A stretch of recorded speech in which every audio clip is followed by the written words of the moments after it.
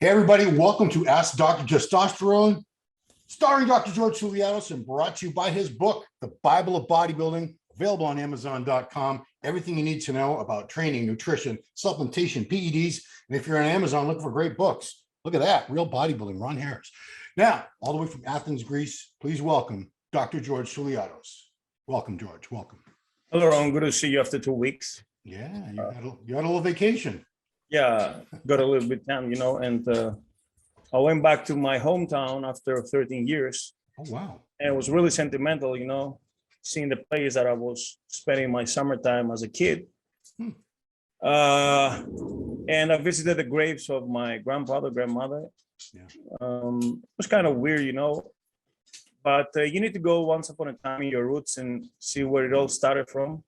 You got to visit this hometown place. Anyway, so I'm back now in Athens, and I just booked my tickets for the Arnold UK. Oh, wow. I'll be on Friday and Saturday, 23rd, 24th of September. I think Jay Cutler will attend also. Probably. I'm sure they're going to have a ton of big celebrities, and you're going to be at the Balance My Hormones booth? Yes, Balance My Hormones booth as last year also. Awesome. And this guy that owns the clinic will also be the Olympia Educational. So he will be visiting the Olympia, Expo. Yep. And perhaps we're gonna have some time with Steve Blackman as well. Because he's looking for an advertisement in the magazine. Oh, well, we're always open to that, of course. Yeah. Okay. Before we begin, we're recording this on Monday, August 22nd. It's the 5-year anniversary of when we lost Dallas Macarthur at 26 years old. And it still shocks a lot of us thinking back to how young he was and how good the potential this young man had. And it was really shocking. It was 2017. I remember, yes, 5 years ago. Yeah. And I think it was right after Rich Piana passed. So it was really shocking. That summer we lost 2 VIPs, I think it was within 2 weeks of each other. It was very close. Yeah, I mean, Dallas was in cold turkey. He passed in. He lost consciousness in his room. He was found by Lanarkovich, I think. Yeah, Josh Lenardowitz. And then the day after, I think Tom also released a video about the autopsy results and some speculations about the cause of death. Yeah. Anyway, Dallas had a great potential, and also Pian had a great legacy, but Dallas was, I don't want to be disrespectful, but he was way better than every 20-year-old professional now in the States. He was runner-up at the Olympia. He was over 300 pounds. He was runner-up at the Arnold first show. At the Arnold. I think that was his first show, his first pro show. Yeah, he was 8th in the Olympia. He was so big, good looking, cool guy. He was on the cover of MD as well. Yeah. Great muscles, great symmetry. And I remember the day before his passing, he was benching 15 times the 150 dumbbells easy. Yeah. He was about 330 pounds when he passed away and fairly lean. 330 lean. He would have been, I don't know if he would have been Mr. Olympia, but he was going to be so great. He had such a future ahead of him. It's such a shame. 26 years old. So young, way too young. I mean, do you remember when you were 26? You look back and like, wow, I was a kid. I was as a rookie. I was just 180 pounds, Yeah, but you were a kid. Life was just beginning really when you were in your 26, 27. So he competed also at the Arnold Australia, and that was his last show. Yeah. That's I think is that the one where he passed out on stage? Yeah, he fainted a little bit. Yes. Yeah. So rest in peace. But let's move on. We've while you were away on vacation, we got a lot of questions because we did 2 shows at once last time. That's why I had the same shirt on 2 weeks in a row, guys. You probably thought I don't do my laundry.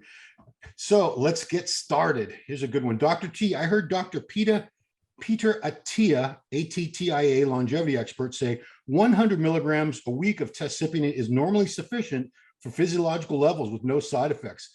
I'm on 165 milligrams test cyp, split weekly, subcutaneously, putting me at 1400 total level and 26 free T and feel great.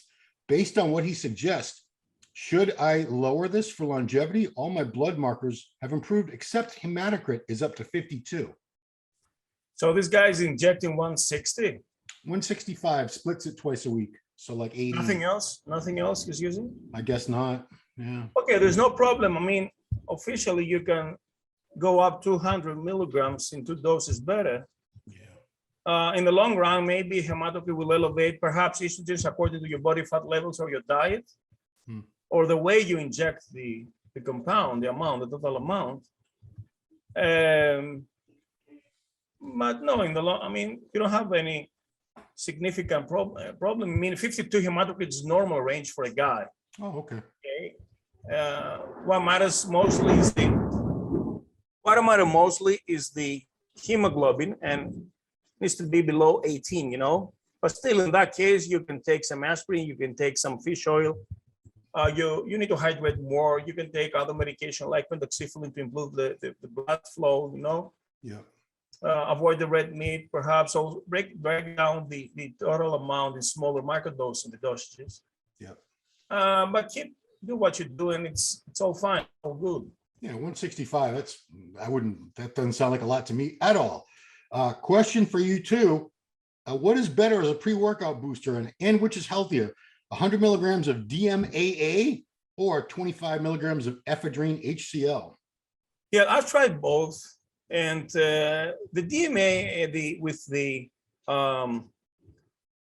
JAK3, with the, how you call the other herb that was inside? I don't know, but you can't even, DMAA was banned here. We can't even get, you can't. DMAA, but it was another thing, I cannot remember now, but it was really, really strong and potent, the JAK3D. I tried it 11 years ago. Hesperidine or something, I don't remember, but nothing beats like the ECA stack. If it's pharmaceutical grade ephedrine, this is kicking you seriously and gives you thermogenesis and also suppress the appetite along with caffeine, you know? Yeah.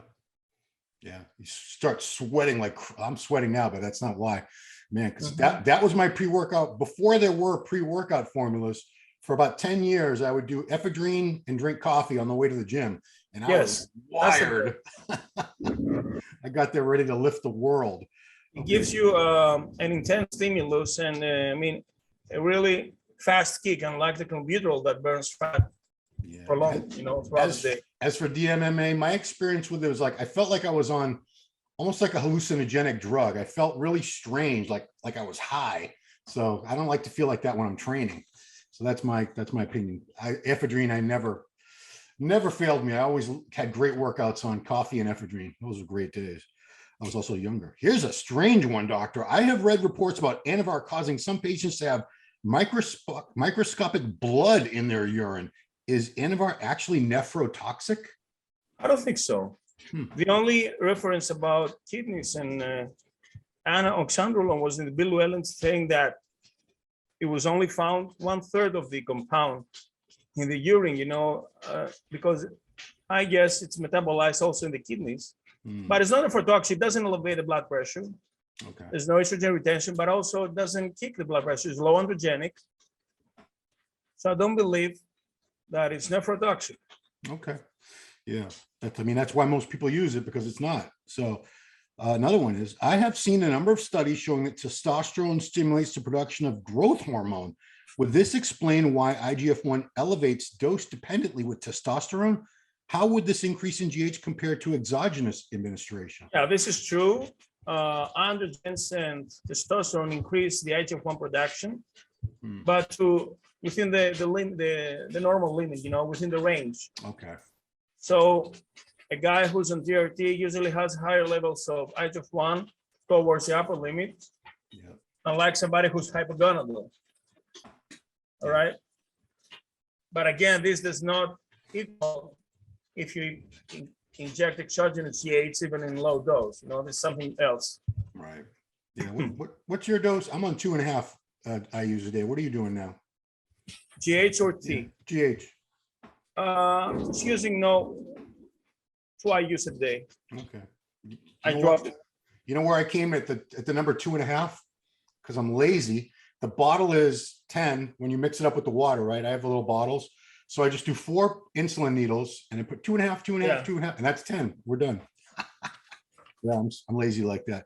Okay, next one is for both of you. What do you think about NPP, nandrolone phenylpropionate only, an NPP only cycle for somebody who is really prone to elevated E2 and gynecomastia, even if he takes really low dose of test below 80 milligrams per week on TRT, perhaps stack DECA with boldenone instead of test? We've talked about Well, this. I'm not a fan of monodose of steroids, anabolic steroids. It has to be joined with testosterone as well, you know, the main androgen. So stack it with testosterone rather than stacking 2 steroids together, because you're going to have a major suppression in your own production, and you're going to lack this androgenic effect of testosterone. Okay, that has major benefits. Anabolic also, but again, in every cycle, we need to use testosterone plus another steroid. Yeah. So he's having these the elevated estrogen levels, even on 80 milligrams a week of test. Of what? Of testosterone. That's Well, crazy. this is personalized, you know. But if you have a body fat level 15%, you drink a lot of coffee, alcohol, you eat soy, and single monodose produces spikes more on estradiol, it could, in the long run, elevate your E2. But again, it's the ratio between total testosterone and estradiol. Right. So for somebody in that situation, what about an aromatase inhibitor? Well, you can use very low dose, perhaps occasionally. A 0.5 milligram of anacetate is the least you can take, and it's the weakest among the aromatase inhibitors. Yeah. Otherwise, you can take some supplements like creatine, DMAA, zinc as anti-estrogenic effect. You know, broccoli also. Okay. Broccoli. Ugh. All right. Yeah. I have no opinion on an NPP only cycle. I've never done a DECA only cycle. Every cycle I've ever done in my life had test in it. Every single one. Yes, that's correct. Yeah. Okay. Here we go. What is the ideal pre-workout oxandrolone, which is Anavar dose? Example, I train bench press on Monday, squat on Tuesday, and deadlift on Thursday. I was thinking of using pre-workout oxandrolone these days. What's the effective dose? Is prolonged use possible? I currently weigh 94 kilograms and I'm a professional power lifter. And then he has another question, but what would be an ideal dose for someone that? Well, I prefer to use Dianabol rather than Anavar for powerlifting pre-workout. You know, it has many more benefits for the water retention, for the glycogen synthesis. It's more androgenic also. So it's cheaper and it's less counterfeit, less fake, you know. So don't stick a Anavar if you want to be bulky and strong, rather than an Anavar, which is a cosmetic drug. You know, I mean, it just retains your muscle when you're dieting hard. Right. Perhaps in the track athletics can increase your ATP and your explosiveness and your speed, but in the powerlifting, man, you need Anadrol or Dianabol or halotestin. Yeah. Okay. So like, would like 50 milligrams pre-workout be fine for someone that size? Well, of course, yes. Sublingually goes rapidly. Yes. Yeah. I mean, 94 kilograms is about, what's that, about almost 200 pounds, right? It's about a 200-pound guy, I think. No. Yeah. 94. Yes. 205. Yeah. Okay. So yeah, that's plenty, I think, for someone that size. Just my 2 cents. Here's a good one. I don't know if, actually, there was a second part of his question. I'm sorry. He wanted to know what dose of DECA would be safe and ideal for long-term cruise along with 150 milligrams of testosterone. Well, we said that before, that 250T and 50D DECA, after straight 6 months to 1 year, it will definitely elevate your hemoglobin. It will reduce your HDL and perhaps elevate your estrogen. Mm-hmm. You can live with that, you know. I don't think you're gonna have a stroke or a heart attack. Hope not.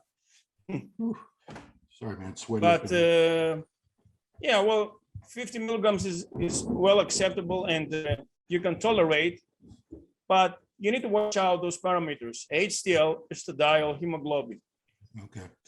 Before I read the next question, I want to let people know we do not give recommendations or endorsements to brands of underground gear, steroid manufacturers, Yeah, that's illegal. We Yeah, can't. I'm gonna speak about my personal experience. That's all. Okay, so regarding underground PEDs, is it best nowadays to purchase them online or from a dealer? Moreover, what's your opinion on Dragon Pharma gear? Any good underground brands you recommend from your experience? Well, I'm relying mostly on pharmaceuticals, you know, Yeah.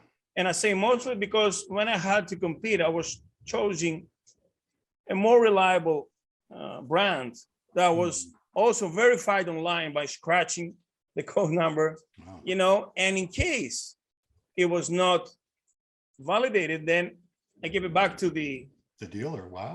to the dealer. Told me, please give me something else. Okay, I'm not Yeah. using this shit. Wow. Yeah. And he was taking care of this. Good Because dude. this is why, I mean, this is the reason they have this scratch serial number to verify it. And if it's not authorized, it's copied, then Yeah. it's not authentic, you know? Yeah. It's So not these- original. Were these, I'm sorry, were these pharmaceutical grade things or were these underground? Well, those were underground, but they were sold in Thailand pharmacy. Was that That's was Dragon? underground, but still you can verify this online by the serial number, you know, and It's like the lot numbers I think you could look up back then. yes, exactly, Yeah. exactly. You go to the website of the particular brand, and then you see if it matched to the code, you know, of the Yeah. particular product. Right. So Dragon, Otherwise, I would Dragon go. was, go ahead, I'm Huh? sorry. Yeah, Dragon Pharma, that was out of Thailand, I believe, wasn't it? The one he's talking I about. used something different. I'm not gonna name it, but it was from Thailand. Gotcha. Okay. All right. I was the possibility. I mean, you had the chance of checking it, you know. That's Yeah. all. Yeah, I mean, other than that, so given the choice, is it better to get them online or from a dealer? No way online. I mean, from somebody, you have the chance of returning this back. Yeah. And of course, you need the anabolics book. So listen, I have a patient who lives in Cyprus. He lives actually in Nicosia, which is the capital of Cyprus. Nicosia has the borders with Cyprus, with Turkey. Okay. So he drove to the North Cyprus, which is officially now Turkey, 100 kilometers, okay, about 60 miles. Yeah. And he bought Primo from the Turkish pharmacy. He mailed it to me under prescription of having, you know, post-trauma surgery rehabilitation, Yeah. things like that. And then I took my Primo, you know, I checked it with Bill Wellens. It was matching, you know. Oh, Only this way. Otherwise, the Bill Wellens Roy kit test that is able to detect if it's the compound leaving a droplet, you know, in a particular yeah. solution, and then if you change the color, it's all good. Hmm. Okay. Yeah, I mean, I think it's Bill Llewellyn's Royd test kit is probably the most useful for those, we call them exotics, the things like the Primobolan, Anavar, Masteron that they're more expensive, and it's a good chance. Anavar also, yes. Yeah, because a lot of dealers, unscrupulous dealers, will pass off. But also you can check it out in Bill Wellens' book. There are colored, high quality pictures, photographs. Myself, I mailed to Bill the 4 products from Greece with. He took pictures of them, put it in the book. Oh wow! See if it matches in the look, you know. Okay. Because there are certain very small particular. I mean, very little details like they'll say, you know, there should be a hologram in this corner. There should be it makes a difference, you know. The date should be like raised up, not flat. You know, they have little tiny very details. Peculiar, different, yes. Yeah, I remember the old Muscle Media 2000 magazine. I don't know if it was Dan Duchesne's column, but one of them would have that. It would have pictures and say, look for this. And if this isn't there, it's a counterfeit. And it was very, very helpful. Or in the neck of the bottle, if it had some lines, you know. Yeah, it was all little tiny details that would be easy to miss. Because I remember I was so stupid. Probably about 1997, I went to Mexico and Tijuana, and I bought what I thought was a bunch of DECA from Organon.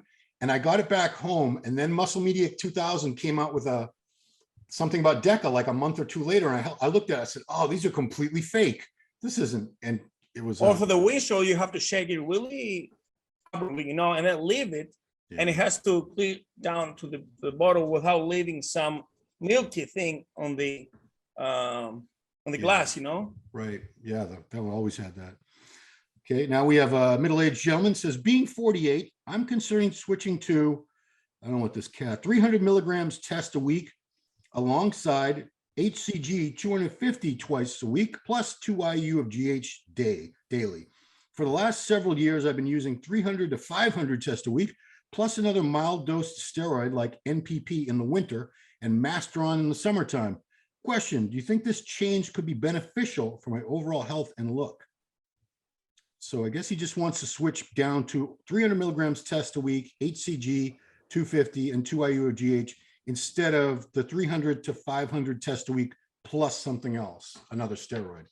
So he's down dosing. Yeah.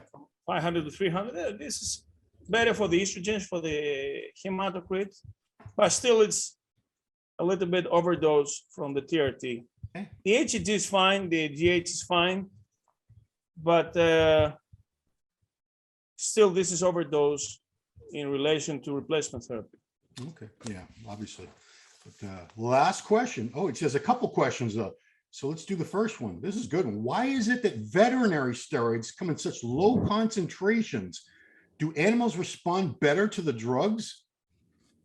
I have no idea that. I mean, I remember Winchell is just classic 50 milligrams both for men and animals. And Ecupose also it comes in 50, Yep. which is pure veterinary. Yep. I don't know. I mean, was there ever a veterinary dianabol from SIBA? I don't think so. They had something called Reforvit B. It was an injectable. Oh, the B12. It had B12 and dianabol. Yes, and it complex, was an injectable. I want to say it was low dose. I think it was like 20. But in horses, and then you have also the Finaplix or Finajet, which is the acetate for horses, huh? Right. Okay, cattle. So I don't think you know either. Do animals respond any differently to steroids? But there's no difference. I believe there's no difference in the dose. However, what I know for sure is that the ISO checking is less strict for the animals. So for men, it's really sterilized the bottle. You're not going to get anything. Right. Unlike the veterinary version that may be contaminated. Usually this is the water-based Winchell, okay, not the Ecupose or the trenacetate. So my theory on that, I don't know if this is true. I mean, if someone out there knows about veterinary drugs, I think it's because a horse doesn't care if you put 3 cc's or 5 cc's or 10 cc's into it. It's an enormous animal and their glutes, whatever they're injecting is like this thick of the muscle. So if you put 3 cc's or 5 cc's in it, it's not a big deal. Whereas a human, we don't want to put 10 cc's of a oil into a body part. Yeah, you'd have a big giant bolus of oil under your skin. And I remember when I was starting out in the late 90s on steroids, a lot of the stuff I got was veterinary from Mexico. It'd be huge, big bottle, 50 milligrams per milliliter of deca. Or Ecupose comes in 50 ml, like a jar. It was Ganabol from Brazil, I think. Ganabol, no, North America. But South America, I'm sorry. Yeah, you had to inject so much oil though. 50 milligrams. It was the green Ganabol, the green Ganabol. Yeah, it had with the red cow. A cow, I think it had a pig, a horse. Yeah, it had all kinds of animal. Panama, Puerto Rico. I think it was Panama. Maybe Ecuador. Was it Ecuador? I don't know why I'm thinking Brazil. Maybe because I'm always associating Brazil with cool drugs. Okay, so the next question he had was, I'm planning my next cruise to be 250 milligrams pharma test and only 50 milligrams of veterinary equipoise just for the collagen benefit. Do you think I will get the collagen? I'm sorry. Collagen is the result of stenozolol. I've checked it out recently. And actually, Natural does not produce collagen, but it lubricates. But collagen is the result of stenozolol. This is weird because stenozolol also cuts off aldosterone and then you have the dry joints. But Ecupose does not have anything. Besides, Ecupose is it's not for human use, So officially, you cannot have some references reliable. Yeah. I mean, in your experience, what are the main benefits? For me, equipoise, the only thing I ever noticed was the appetite. You were hungry. Vascularity, yeah. Vascularity, yeah. And actually, it's less anabolic than deca. Deca is 140. Ganabol is something around 100. Wow. Yeah, but it's more androgenic than Ganabol, and it kicks your EPO higher. If you want collagen, just take GH. True. I mean, you could also put some collagen that collagen protein stuff. in your Collagen, coffee. hyaluronic acid, lysine, proline, vitamin C. It's all the stack, you know. Yeah. And since I'm taking this, my nails grow faster. How about your hair too? Look at all that hair. Yeah. Yeah. You know, my wife made appointments for me. I canceled them for hair replacements too. I don't need it yet. Give me like another year. Man, are you gonna spend money on that? Come on. I want my hair to be down to here, like I'm Persian. You see how low the Persian guys' hairlines are, like down to here? You know, I want to write something about my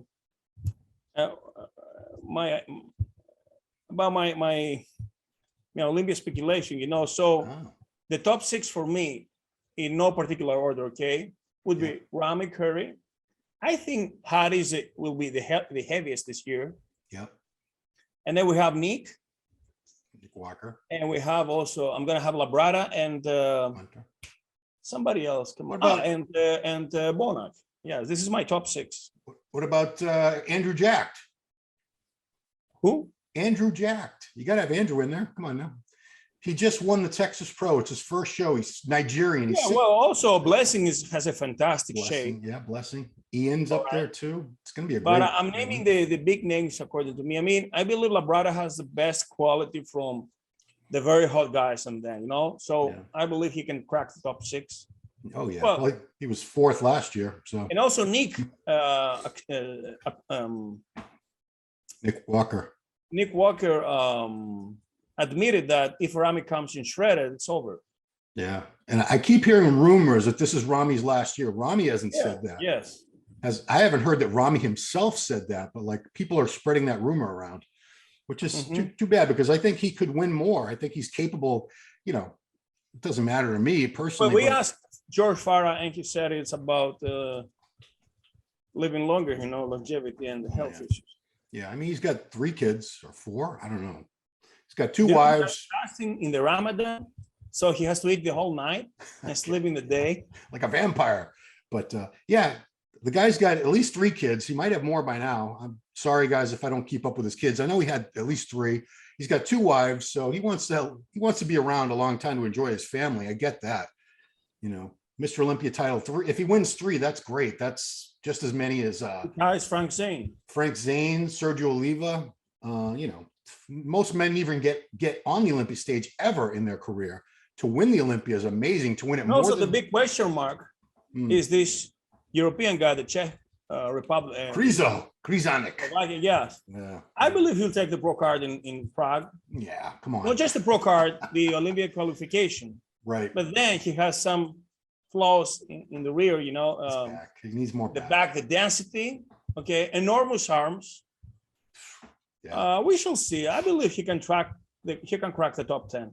Yeah, from the front and the side, he looks to me as good as Rami. In his front, the back shots. The back shots, he's going to have trouble with these other guys. I remember Nasser also back. He was his weakest point. You know, I mean, it was magnificent. Yeah, he almost won the Olympia. A lot of people felt he should have won the 1997 Olympia in Long Beach when Dorian took. So I believe that the NPC League wants this guy to attract more Europeans, you know, and increase the competitiveness. It will be a hot name from Europe. Sure. I mean, we've already got with Rami, you have all the Middle East fans and Hadi Chupan. Yeah. We need more European guy. We already have like Bonac and a couple guys, but Krizo is huge in Europe, isn't he? Yeah. Huge. So I'm happy to see him in the IFBB Pro League, assuming he wins that Amateur Olympia, which who's beating him? Come on. I feel bad for anyone who's got to compete against this guy in the Amateur Olympia. You know, they trained all year and they're like, oh man, this freaking Krizo, I got to compete with him now. Anyway, well, that's our show. We had a lot more questions this week than we did last week, I'll say. So everybody leave your questions for next week in the comments below, please. We'll get to them. We appreciate you watching. Please comment on the videos, share the videos, like the videos if you like them. Hit that bell, ring that bell thing so you know when we have new videos. Of course, Doctor, we appreciate you every week sharing your experience, your knowledge, all that good stuff with these people who don't have access to real solid information from a bodybuilder who's also a medical doctor. There's not many of you in this world. So thank you so much. All right, everybody, thanks for watching. Ask Dr. Testosterone starring Dr. George Souliatos, and we'll see you here next time.